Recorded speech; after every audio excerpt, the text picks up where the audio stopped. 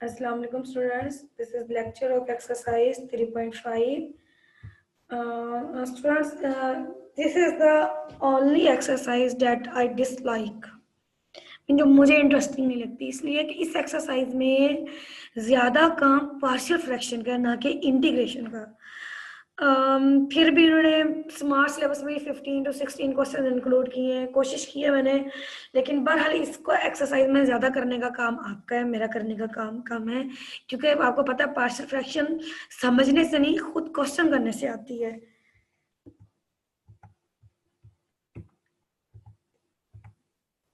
Question number 1 है 3x + 1। देख लीजिए कि पार्शियल फ्रैक्शन की कब जरूरत पेश आएगी। ये देखिए, एक तो ये प्रॉपर है, लेकिन आप एलसीएम को तोड़ तो नहीं सकते, क्योंकि अगर आप तोड़ भी दें, अभी मैं ये आपसे कहती हूँ कि आप 3x/x² - x - 6 कर दें, तो उसका कोई फायदा होगा? मीन के अब ये देखिए ना कि अगर मैं इसका डेरिवेटिव ऊपर बनाने की कोशिश करूँ तो डेरिवेटिव तो मेरा फिर भी नहीं बन रहा, ऐसी बात है ना। तो यानी कि 3.4 तक जितनी भी टेक्निक्स पढ़ी तो वो पूरी नहीं हो रही। तो अगर डिवीजन भी पॉसिबल नहीं है, पावर भी कोई ऐसी नहीं है कि आप डिवाइड कर सके, बन के डिवाइड कर सकते हैं, लेकिन उसका हमें फायदा कोई नहीं हो रहा। मैंने अगर डिवीजन कर भी दें, एलसीएम ब्रेक भी कर दें, तो उसका फायदा नहीं हो रहा। तो ऐसी सूरत हाल में पार्शियल फ्रैक्शन से हेल्प लेती है। कैसे? इसका हम फैक्टराइज करेंगे। फैक्टराइजेशन -x है तो आपको पता है कि इस नंबर को से मल्टीप्लाई करते हैं -6x²। तो दो नंबर ऐसे जो 6 के फैक्टर्स होते हैं कि प्लस और माइनस करें, -3x + 2x बन जाए, तो ये वाला नंबर आ जाए। तो ये मैंने इसको फैक्टराइज कर लिया। यहाँ से फिर x कॉमन आ गया, इधर से 2 कॉमन आ गया। अब यहाँ से 2 फैक्टर बन गए। जब ये 2 फैक्टर, अभी हमने इंटीग्रेशन स्टार्ट नहीं की। आपको पता है कि पार्शियल फ्रैक्शन का मतलब यही होता है कि एक सिंगल फ्रैक्शन को उसके कंपोनेंट्स में, यानी दूसरे लफ्जों में एलसीएम को तोड़ देना। जो एलसीएम सीधे तरीके से नहीं तोड़ते, अभी तक हम क्या करते आ रहे हैं, एलसीएम को ब्रेक ही तो करते हैं, इंटीग्रल अलग अलग लेते हैं। तो अगर एलसीएम नहीं तोड़ते तो फिर पार्शियल फ्रैक्शन के जरिए एलसीएम को तोड़ते हैं। तो अब इसको क्या करेंगे, चेंजिंग इनटू पार्शियल फ्रैक्शन। ये मैंने a/x - 3 + b/x + 2। बाकी आपको पता है कि 5.1 का क्वेश्चन बनता है कि लीनियर फैक्टर्स है हमारे पास, नॉन रिपीटेड है, तो एलसीएम ले लेंगे हम। उसके बाद बारी बारी इन दोनों फैक्टर्स को हम 0 को एक बार रख के एक्स की वैल्यू निकाल लेंगे। ये चले इन्होंने मल्टीप्लाई कर दिया है, तो क्या किया है हमने, चलो यहाँ पे थोड़ा सा चेंज मेथड है कि वैसे ऐसे करना तो नहीं चाहिए था, सीधा आपको ये करना चाहिए था कि x + 2 को 0 का इक्वल करना चाहिए था, लेकिन इट्स नॉट रॉन्ग। मल्टीप्लाई कर दिया, x का कोफिशिएंट 3 आ चुका है, a + b है, तो ये 2a - 3 भी कर दिया है। इसी तरह से उन्होंने यहाँ से b कॉमन ले लिया है, दैट इज कॉन्स्टेंट को कॉमन लिया, 2a - 3 भी 1 के इक्वल है। उसके बाद उन्होंने इसको सब्ट्रैक्ट किया, तो वहां से 5b = 1 आ गया है। ये 1 जो है आप यहाँ पुट करोगे, वैसे बेटा आप सिंपल तरीके से अपने तरीके से भी कर सकते थे, जाहिर है कि मैंने तो ये कट पेस्ट किया यहाँ पे क्वेश्चन। b = 1 आ चुका है, यहाँ पुट करेंगे आप, तो a की वैल्यू आ जाएगी। जब a की वैल्यू आ जाएगी, अब देखिए ये देखिए कितना लंबा हमने पार्शियल फ्रैक्शन वाला किया है, तो जो एंड पे इंटीग्रल ये बना। अब इसकी इंटीग्रेशन कितनी आसान है आपके सामने, दोनों का इंटीग्रल अलग अलग, इसका डेरिवेटिव 1 मौजूद है, इसका डेरिवेटिव 1 मौजूद है, तो सिंपल हमारे पास इसका क्या आ जाएगा, अलग कर लिया इंटीग्रल, तो 2 log of x - 3 और log of ये। तकरीबन मैक्सिमम क्वेश्चंस की जो इंटीग्रेशन है ना पार्शियल फ्रैक्शन, यानी कि जो अपने 4 एक्सरसाइजेस फर्स्ट ईयर की पढ़ी है, वो सारे के सारे केसेस इन्होंने 3.5 में डाल दिए। ठीक है, उसके बाद जब आपका इंटीग्रल सिंप्लीफाई हो गया तो that is too much sure, ज्यादातर या तो लोकल इंटीग्रेशन बन जाता है या फिर वो टैन वाला बन जाता है। इतना सिंपल है ये, इसलिए मुझे बहुत फजूल लगता है ये डिस्कस करना है।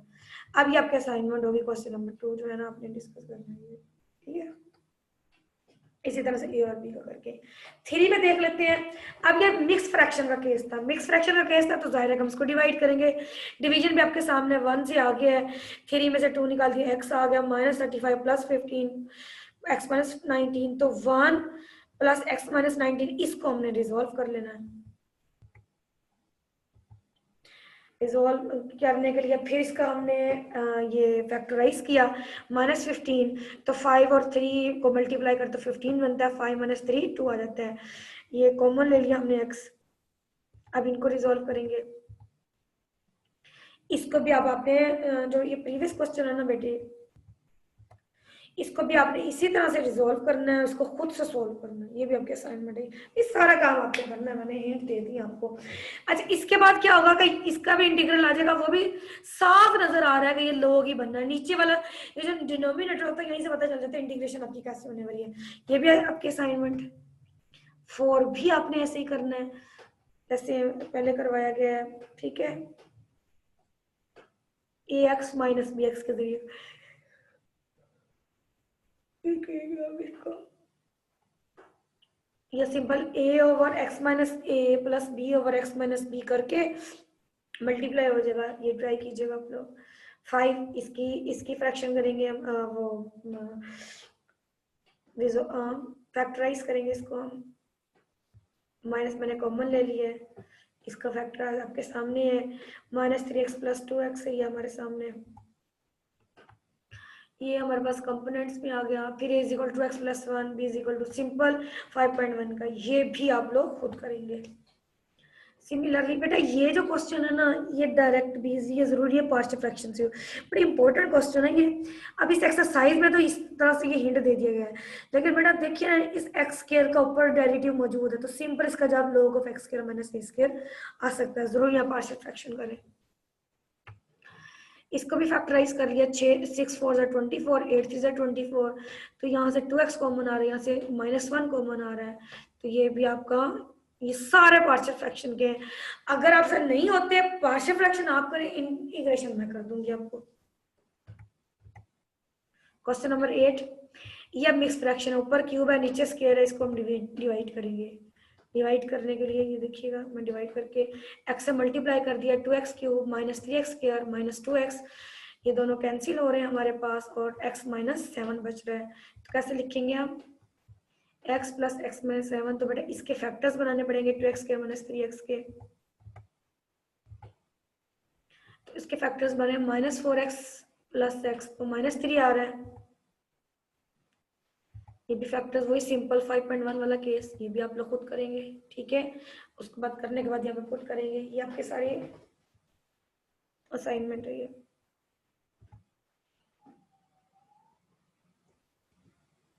इसके फैक्टर्स ऑलरेडी बने बनाए हैं आपके पास, ये देखिए, a over x plus 1 plus b over x minus 1 plus c over 2x plus 3। Simple case है हमारे पास ये। मैं एलसीएम, ये मैं पूरा क्वेश्चन मैंने अब आपके लिए सोल्व कर दिया, क्या याद करेंगे आप लोग भी। मल्टीप्लाई कर दिया, इधर क्या आ जाएगा 5x स्क्वायर प्लस 9 प्लस 6। तो बेटा जब एलसीएम इधर मल्टीप्लाई होगा, जो येलो वाला लिखा है, x प्लस 1 कट जाएगा, पीछे जो बचेगा वही से मल्टीप्लाई हो जाएगा। इसी तरह ये येलो वाला जब b से x माइनस 1 कट जाएगा, तो x प्लस 1 2x प्लस 3 आ जाएगा। इसी तरह ये जब से c वाला 2x प्लस 3 कैंसिल हो जाएगा, x प्लस 1 x माइनस 1। अब बारी बारी सबको जीरो के इक्वल पुट करना है। x प्लस 1 को जीरो के इक्वल पुट किया, x इज इक्वल टू -1 आ गया, ये सब इसके अंदर पुट कर दिए। तो यहाँ से जब -1 पुट करेंगे, स्क्वायर खत्म हो जाएगा, 5 यहाँ से -9 प्लस 6 और -1 और इसके अंदर पुट करें ना, -2 और -2 प्लस 3 1, तो 2 इज इक्वल टू -2 है। 5 और 6 11 -9 2 के इक्वल होता है, तो ए आपके पास यहाँ पे येलो कलर कर दिया, ए इज इक्वल टू -1। सिमिलरली हम 2x प्लस 3 को जीरो के इक्वल पुट करेंगे, यहाँ से 3 इधर चला जाएगा, तो 2x is equal to -3x is equal to -3/2, ये पुट करेंगे हम इसके अंदर यहाँ पे। तो ये बेटा 9/5 दैट इज 45/4 आ जाएगा हमारे पास, और -27/2 आ जाएगा, प्लस 6 -3/2, ये एलसीएम आ रहा है इनके। एलसीएम लेने के बाद जब इसको हल करेंगे, तो बेटा ये -1 और यहाँ से -5, तो दैट इज 5/4 माइनस माइनस +5/4, और इसको जब हम हल करेंगे तो हमारे पास आ जाएगा,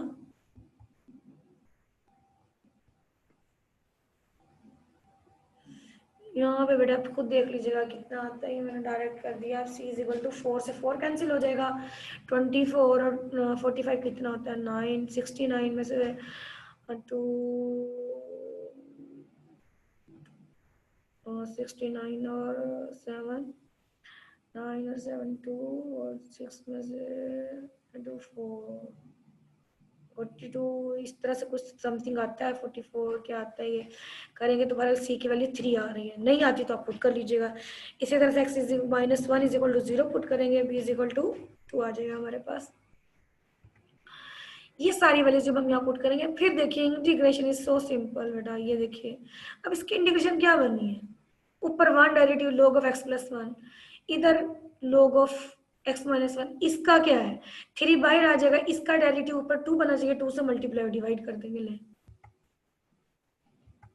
ये कर दिया मैंने, ये क्वेश्चन हमारा हल है। इसको टाइप करने में मुझे इतना देर लगी है, इसे समझाने में करने में क्या टाइम लगता है, खुद कीजिए ये वाला काम आप। क्वेश्चन नंबर 13, यहां से अब केस थोड़ा चेंज हो गया हमारे पास।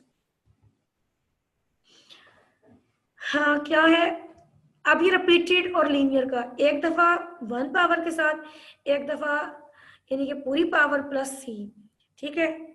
अब वही एलसीएम लेंगे हम, जैसे पहले मैंने आपको तरीका बताया था, जैसे फर्स्ट ईयर में करते थे, एलसीएम ले लिया, फिर जो जो लीनियर फैक्टर्स हैं उनको बारी बारी 0 को equal, x minus 1 is equal to 0, x is equal to 1, जब यहाँ पुट करेंगे वहां से b की वैल्यू 1 आ रही है, x plus 1 is equal to 0, x is equal to minus 1, इधर पुट करेंगे c की वैल्यू 1/2। अब मसला रह गया हमारे पास जब x प्लस इस a का, ये क्या करेंगे, डेफिनेटली हम इसे मल्टीप्लाई करना पड़ेगा, कोफिशिएंट्स को इक्वेट करना पड़ेगा। 5.2 का क्वेश्चन हो गया ये हमने मल्टीप्लाई कर दिया बड़े, x square minus a plus b x plus b, और यहाँ से कोफिशिएंट्स एक्स स्क्वायर का कोफिशिएंट क्या आ रहा है ए प्लस सी, और इसके इक्वल आ रहा है 2k, तो c की वैल्यू 1/2 पुट कर दी, और इज इक्वल टू 2 आ रहा है, 2 क्योंकि एक्स स्क्वायर का कोफिशिएंट यहाँ पे 2 था, वहां से a की वैल्यू आपके पास आ गई,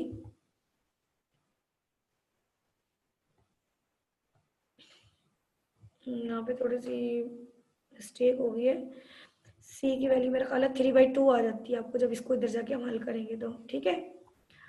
तो ये यहाँ पे हमने पुट कर दी इनकी वैल्यूज। अब इसकी इंटीग्रेशन थोड़ी सी देख लीजिएगा, इसका भी डेरिवेटिव 1 बनता है, log आ जाएगा, इसको ऊपर ले जाएगा -2 + 1 पावर log, इसका भी डेरिवेटिव log बनता है, इन log से ऊपर कुछ गया ही नहीं है ना, तो -2 + 1 -2 + 1, थोड़ी सी वर्किंग यहाँ पे है ये, तो ये देख लें, ये I think so it's sufficient for you people, यहाँ से कीजिएगा, थोड़ा काम ज्यादा हो गया, अगर कोई बात नहीं, आगे इसको मुझे बताइएगा कि कोई प्रॉब्लम तो नहीं हुई। Thank you students, Allah Hafiz.